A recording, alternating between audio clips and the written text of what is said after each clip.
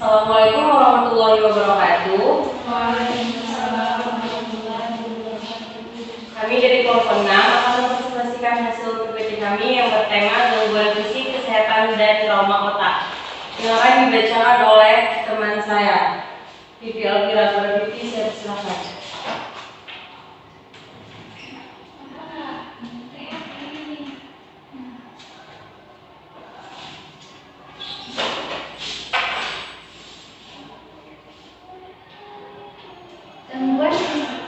Gangguan fisik merupakan suatu keadaan yang mengganggu secara fisik baik disebabkan oleh penyakit maupun secara fungsional berupa penurunan aktivitas sehari-hari.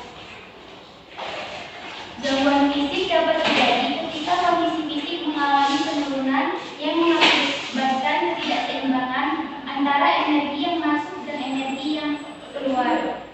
Hal ini berarti energi yang masuk ke dalam tubuh individu lebih kecil daripada energi yang keluar maupun sebaliknya, sehingga seseorang mudah terserang suatu penyakit tertentu. Banyak penyakit yang termasuk dalam kategori gangguan fisik. Terdapat beberapa penyakit yang tergolong dalam gangguan fisik. Di antaranya yaitu penyakit kolon, fibrosis kistik, penyakit Lyme atau artritis reumatoid, dan masih banyak lainnya. Penyakit Crohn adalah bagian dari salah satu penyakit inflamasi saluran cerna dengan karakteristik klinis yang tidak jelas dan dapat mengenai semua bagian saluran cerna. Manifestasi penyakit ini bervariasi tergantung kerusakan dari lokasi mukosa intestinal yang terkena. Manifestasi ini dapat juga terjadi di luar sistem saluran cerna. Selanjutnya itu tentang penyakit fibrosis kistik. Fibrosis kistik atau cystic fibrosis ialah penyakit genetik autosomal yang dapat mematikan yang diturunkan terutama oleh populasi ras putih atau Kaukasia.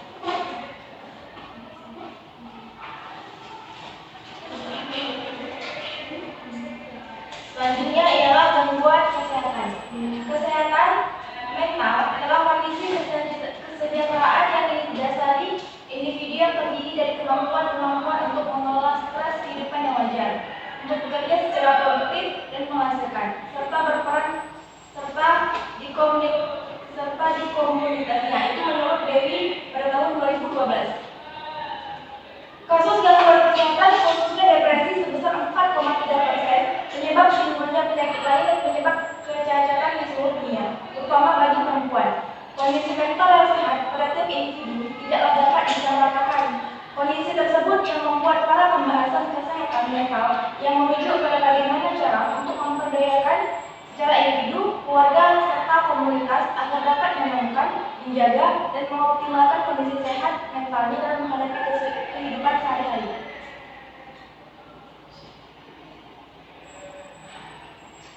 Trauma otak. Terdapat banyak penyakit otak yang termasuk dalam trauma otak atau cedera otak.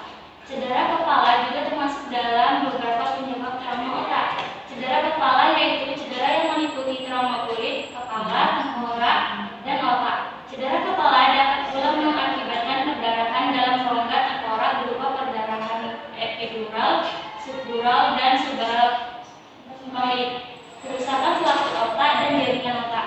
Cedera kepala tergolong salah satu suatu gangguan traumatik dari fungsi otak yang disertai atau tanpa disertai perdarahan interstitial dalam substansi otak tanpa diikuti terputusnya kontinuitas otak.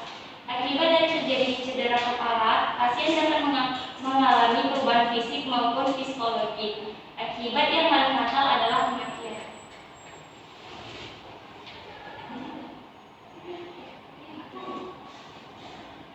Terdapat klasifikasi dari cedera kepala. Berikut ini adalah klasifikasi dari cedera kepala. 1. Scalp wounds atau trauma kulit kepala, yaitu kulit kepala diperiksa untuk melihat apakah terdapat luka atau perdarahan akibat patah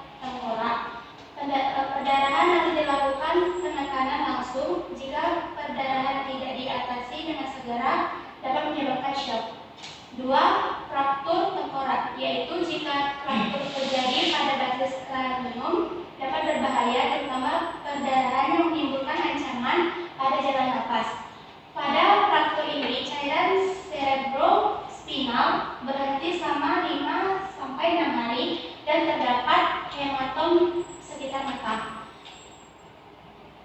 3. Perdarahan intrakranial, yaitu perdarahan epidural, perdarahan subdural atau perdarahan intrakranial.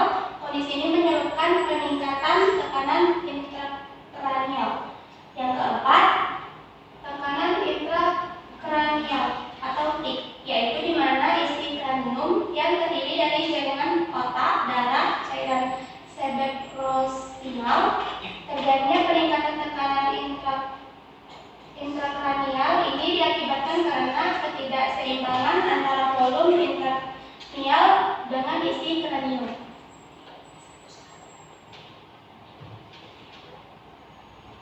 Sekian pemaparan materi kami.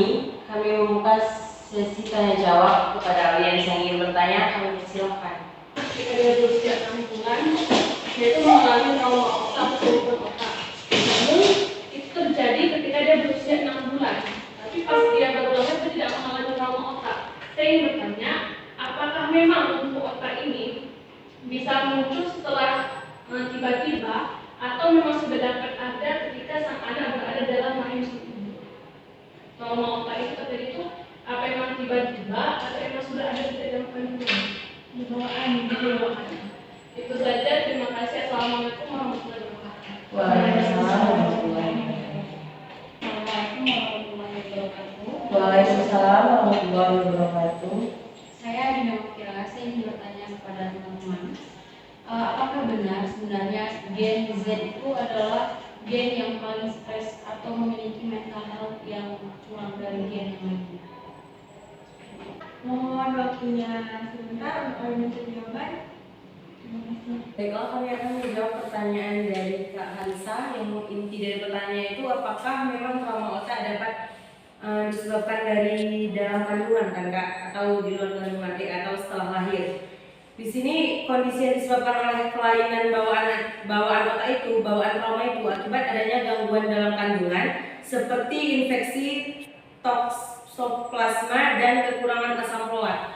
Jadi kan dia kan Kak bisa aja, kalau menurut kami dia bisa aja berhubungan antara di dalam kandungan sama setelah lahir, karena mungkin ada tekanan di dalam diri dia sejak di dalam kandungan kan, mungkin dia anak broken home yang orang tuanya ya seperti sering ribut, sering berantem, mungkin itu terjadilah, itu ada ada hubungannya antara di dalam kandungan maupun setelah dia lahir. Untuk trauma otak, gimana Kak? Apakah dapat menerima?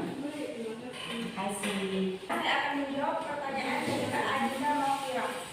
Kak Adina Mawkira bertanya, apakah gen Z adalah gen yang paling lemah di antara gen-gen yang lainnya? Pertama kita harus tahu itu apa itu gen Z dan kenapa bisa terjadi gen Lemah, tapi kenapa stres? Kenapa ada stres dan mental lemah di gen Z ini? gen Z yang lemah? Gen Z dan rentan mengalami masalah kesehatan mental, termasuk overstimulasi dan paparan media sosial. Gen Z ini kan udah ada dari zaman dulu. Tapi kenapa kalangan kita yang lebih rentan kena gen Z ini? Karena zaman kita ini udah ada namanya media sosial. Banyak di media sosial ini mereka banyak yang namanya tuh komentar-komentar di macam-macam berita-berita itu yang membuat mereka tuh lebih mudah banyak pikiran. Habis itu di usia yang sudah bekerja misalnya, dia memikirkan pendapatan, penghasilan. Kalau misalnya orang-orang zaman dulu itu kan belum ada namanya sosial media, jadi mereka tidak terlalu kena penyakit stres ini kan. Zaman sekarang banyak penyakit stres kan, karena dulu itu ya mungkin belum ada sosial media, terus belum banyak yang sosial di lingkungannya. Kurang menyebabkan tekanan. Kalau nggak paham, belum ingin tanya. Kan dibilang tadi Gen Z itu, setahu saya Gen Z itu kan kelahiran dari tahun 1997 sampai 2013 ya, 13. Tapi kenapa, siapa Ina? Kenapa Ina bilang tuh ada di zaman dulu? Maksudnya Gen Z zaman dulu tuh kapan? Iya, ketika tahun 1996 ini. Oh, 1996 itu. Oke.